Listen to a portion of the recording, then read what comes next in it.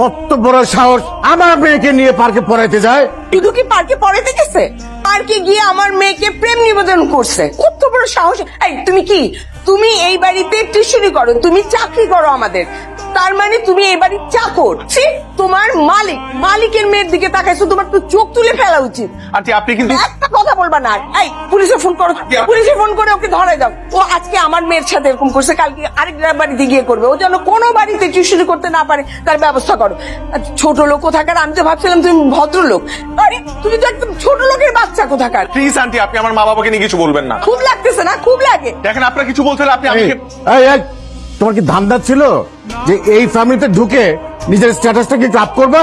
ছি ছি ছি ছি ছি ছি ছি, যাও বেরো, যাও গেট ক্লাস। আবার বসে আছে, লোক কোথাকার। একটা ধান্দা করছিল না এই ফ্যামিলিতে আইসা একটা স্ট্যাটাস উঠবা। শোনো, তোমার এখন পড়াশোনা করার বয়স, প্রেম করার বয়স না। স্যার, জেনজিরা পড়াশোনা আর প্রেম দুইটা একসাথেই মেনটেন করতে পারে। দেখেন না, উনি রিফাত স্যারের কাছে যাবে, কিন্তু তার পারমিশন ছাড়া তো আমি যেতে দিতে পারি না। রিফাত কি হয় আপনার হাজবেন্ড? জি জি, হাজবেন্ড। আপনি যদি ওকে একটু কষ্ট করে নিচে পাঠাতেন আমার জন্য খুবই ভালো হতো। সমস্যা কি আপনার? আমাকে ফলো করতে করতে আমার অফিস পর্যন্ত চলে আসছেন, এখানে এসে সিম ক্রিয়েট করছেন কেন? প্রবলেম কি আপনার? স্যার, আমি ইরা। আমি জানি আপনি এরা আমার স্টুডেন্ট ছিলেন, তাই তো? আই রিমেম্বার এভরিথিং, এটা আমার কাজের জায়গা।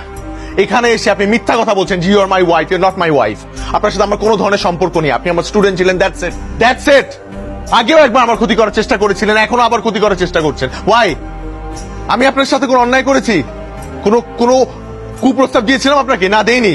কিন্তু আপনি উল্টা আমার ক্ষতি করার চেষ্টা করেছেন।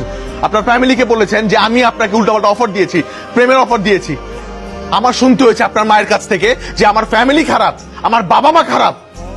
সেদিন আমি কিচ্ছু বলি না, শুধুমাত্র আপনার দিকে তাকিয়ে, কারণ আমার মনে হচ্ছে আপনি ছোট মানুষ, আপনি হয়তো বা না বুঝে এই কাজটা করে ফেলেছেন। But not any more. আমি এটা ছেড়ে আসছি, এখন আমি একটা নতুন লাইফ লিড করছি। প্লিজ এখানে আমাকে ডিস্টার্ব করবেন না, ওকে?